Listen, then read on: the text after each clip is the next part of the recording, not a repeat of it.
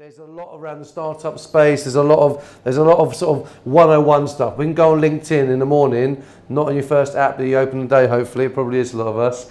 You go on LinkedIn, you get 1,001 bits of content. You've got everyone's personal brand out there and everyone's telling you to do this and do that. And we can so easily get sort of swayed by the latest marketing tactic or the latest brand building piece of activity.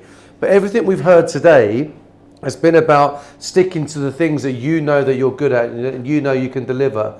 And as a sort of technology and marketing partner to fast growth companies, it's an amazing amount of times people come to us, and if they're at startup stage, they'll come to us and they'll say, I've got this great idea, I've got this great tech product, or this big thing, we're gonna disrupt this industry, and you just sit there and you blatantly know they're not, and you just say, yep, okay, fine.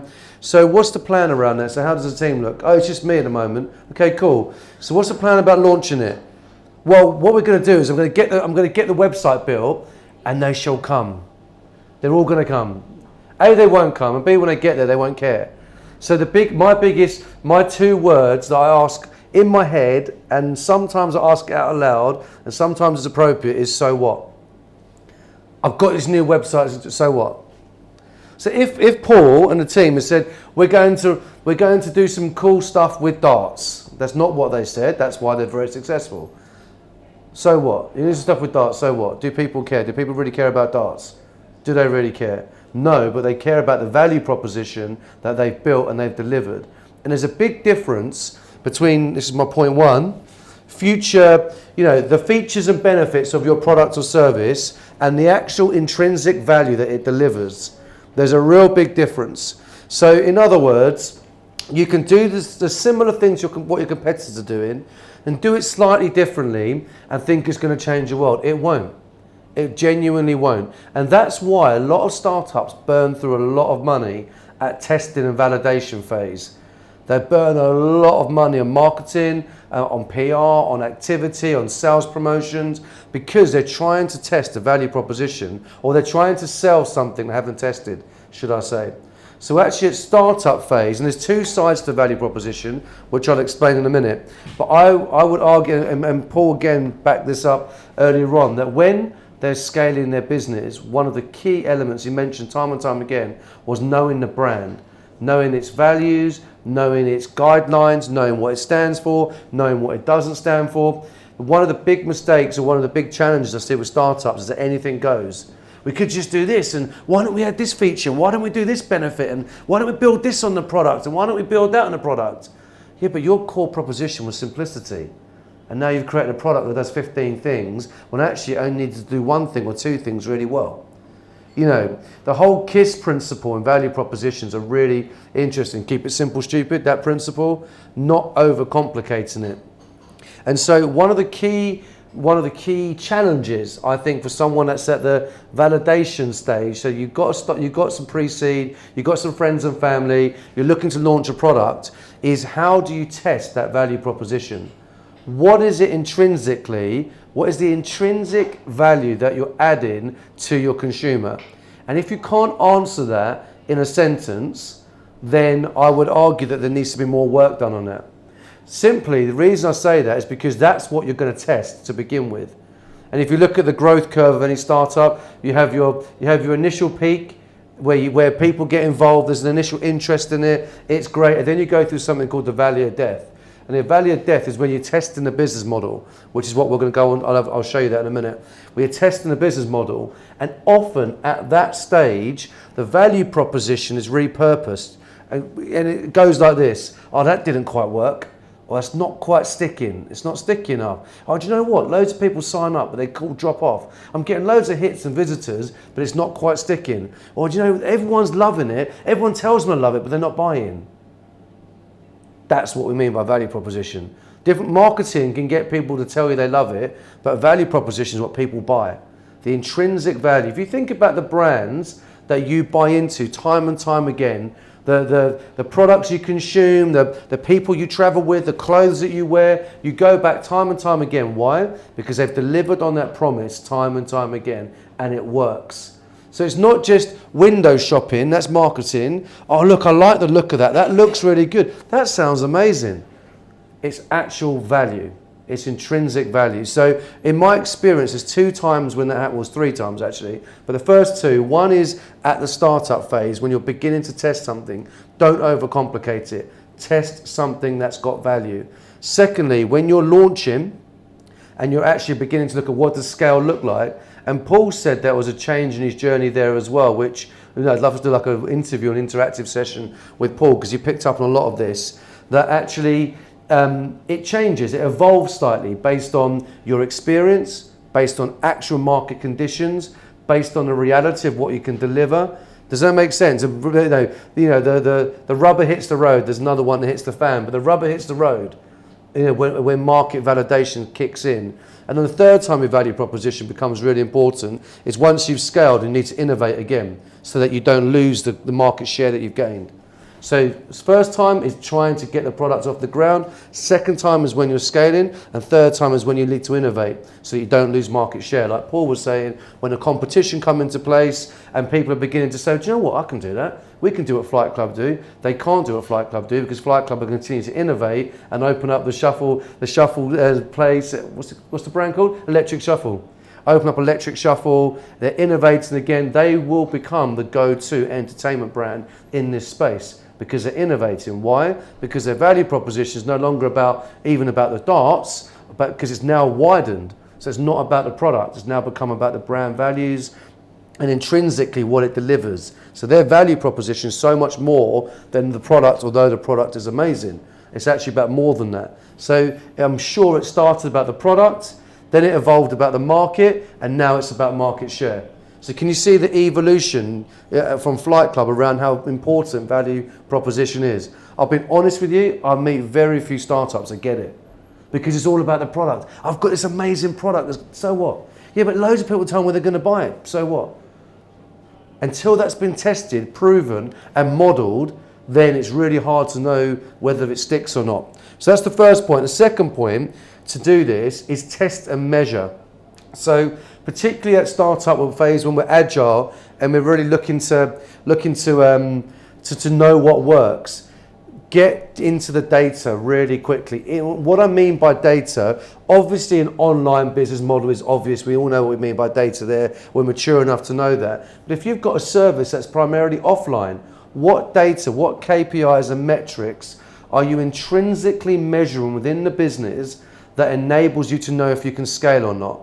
So a few initial sales doesn't mean you can scale. You can have a great salesperson that can get sales, but it's because the salesperson got the sales, not because the business is ready to scale.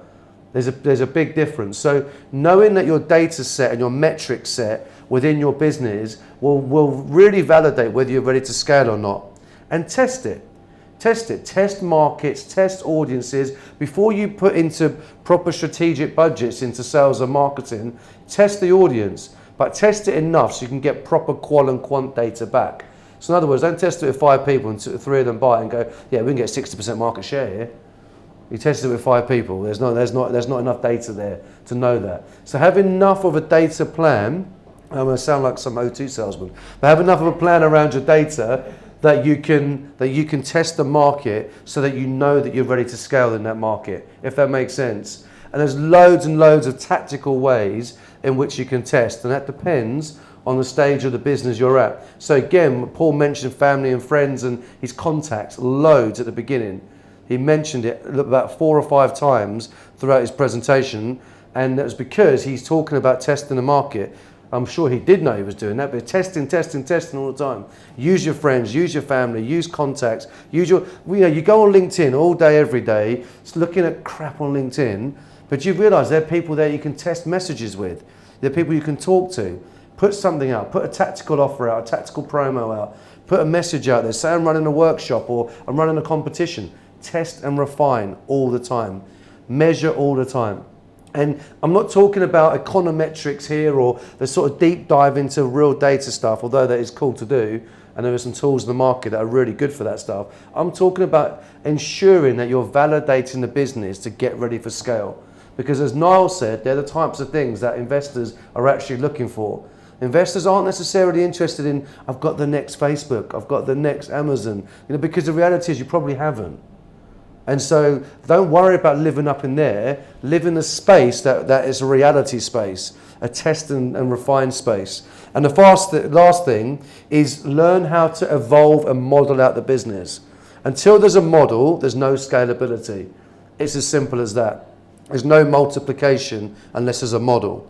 Because actually what you're doing all the time is adding things in. So you add in clients, add in staff, add in product. That's not actually modeling a business out that it can multiply. So whether multiplication is physical, as in the case of what Paul and the team are doing at Flight Club, their model is to roll out other venues and then to roll out products and services. Why? Because they've created the center model. They've created the ability to have a model, if that makes sense. They've created it. It's amazing the amount of companies that we work with that haven't got a model for scalability. So when they come to us and say, right, we want to do some marketing, we've got a marketing budget. Okay, what we can do is we can run the marketing activity, run the marketing campaigns, put all the metrics in place, drive those numbers. Okay, well, what are we actually trying to achieve? Oh, I don't know, just sales. To do what? So one of the reasons I believe that companies don't scale as regularly as they could, and the scaled up statistics aren't great if you want to get into the overall statistics in the industry, they're not great because I think a lot of the time there's no model in place.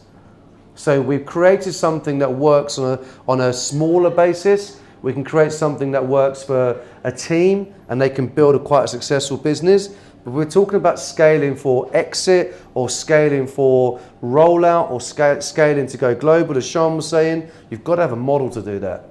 So if you actually ask Cubanate about a lot of their case studies, they're of US companies that have come into the UK.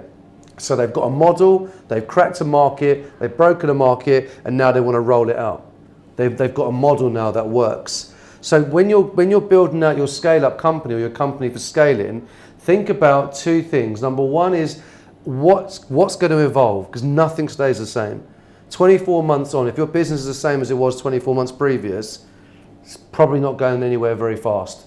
And that's a generalization, it's not to be critical, but generally if we haven't evolved in the last 24 months because we haven't listened to the market or listened to our customers or listened to our bank balance, then things aren't really moving. So look at how to evolve your business. So what you start with now is probably not where you're going to be in 24 months, but at the same time, always think about the modeling. How does this scale? How can I multiply this out? All big businesses are multipliers, right? They're not just addition companies. They're businesses that can multiply rather than just add. So think about the multiplication process within the business.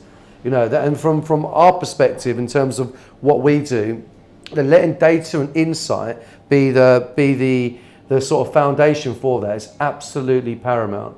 So Paul again mentioned it earlier on. He was saying that something like 40% of his pre-bookings are from current customers. He's now beginning to create, or probably has, a fairly sophisticated model for repeat business, new customers, location, trackability. Then he's got his BI dashboard coming into place. He's going to put it together. So he's going to have a Starship Enterprise all working in one go because he's created a model that now can scale.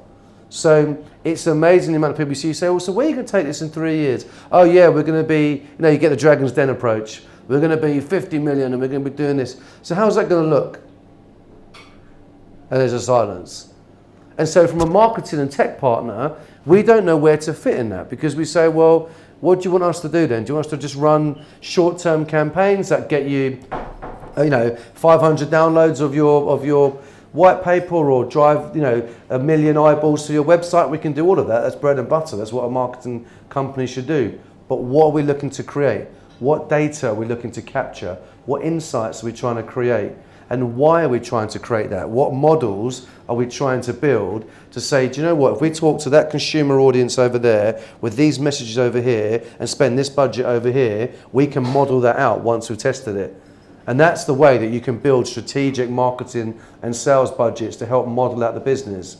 Now we're the sort of that end of the market. We've got no clue about the people and the HR and the leadership bit. That's what we do. But we see it all the time. Companies that are successful create models. And clients that we've seen, so for example, we took a client from launch to selling in a dental industry, to selling out to Bupa in less than 4 years. Why? Because they did exactly this. Clear value proposition, applied the KISS principle, tested the market, grew the business, grew the market, created a model, Bupa bought them for several million. It's less than 4 years, about 3.5 years from start to finish. He came to us and said, this is what I've got, back of a fag packet idea. He was expert in his industry, so he knew what he was doing, and then he took it from full sale in 3.5 years. Because that was his end game. His end game wasn't to become the next Bupa, his end game was to sell to Bupa and make a few quid. So the final point I want to make is that when you're scaling, you've got to know your end game. So start, it's the whole thing about start with the end first. If you start with the end in mind, that's why I asked Paul that question, what is the mission, what's the end game? You can see that they're building a business of legacy, not just building a business that has just driving 25% bottom line every year and is cutting costs and cutting, reduce the overhead, increase the bottom line. That's the standard model, and that's fine. But what's the end game? So if you're scaling a business, it's very easy to focus on the start, but if you don't know where you're going to finish, you kind of build in without going in a clear direction. And from the interactions that we've had a lot with an investor market, with helping the companies that we work with, and going to investor pitches with them, and actually doing some pitches for them because they don't really know what's going on still. So we work with them on that. The clever investors are asking about the end game. First question: what's the exit strategy? Why will I invest in you if you've got no clear exit strategy? Because you're just going to take my money and you're just going to run around in a merry circle with it and do lots of sales and lots of marketing and lots of product development, and it's all going to sound lovely and great, but there's no end game in mind. There's no actual final return on that investment, whether that be floating, selling, merging, MBO, whatever that is. Or is it a lifestyle business? Am I asking you to invest in something that I'm going to run for the next 25 years and that's going to be the way it is? So know what the end game is, because you build that way accordingly. So we've had the discussion. I'm going to finish there because we've listened to a lot of people, and there's been some really, really great input. So I just want to say thank you again to Paul for just giving us a really, just amazingly in-depth covering of all the points throughout the day in his talk. It was fantastic around scaling. Please ask Paul questions. Ask him. No, I shouldn't say that. He's had enough questions now. But yeah, so thank you, Paul, again. Don't ask any more questions. Thank you to Niall for again giving us a real understanding from an investor's perspective about investing and the things they look for. And it's interesting, you can't get this content when you sit in a pitch meeting with an investor. They're not telling you that. They're asking you the hard-ass questions at the other side of the thing. You're like, he's not a very nice person.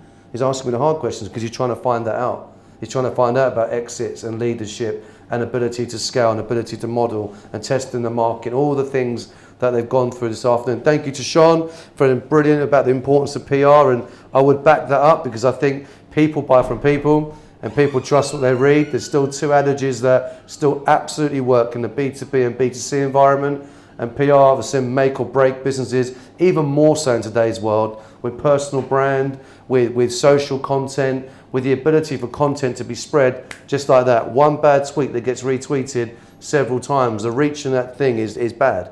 It's not, it is massive, sorry. So I think PR and comms takes an even more important role in a modern business, particularly when scaling, because of the breadth and depth of PR opportunity and comms opportunity around. So hopefully you've enjoyed those content. Hopefully it's been valuable to you. What we're going to be doing is we're going to be taking each of these sessions and we cut them up into individual sessions, put them on our content hub to work alongside the other sessions that we do. So you can sign up to Content Hub, look at them, download. Can you download them? No, you can't download them. You can just stream them and share that with people. Hope it's been good content. But the main thing we all want to do is play a bit of darts, get a drink and play a bit of darts. So the first drink at the bar for those that can stay.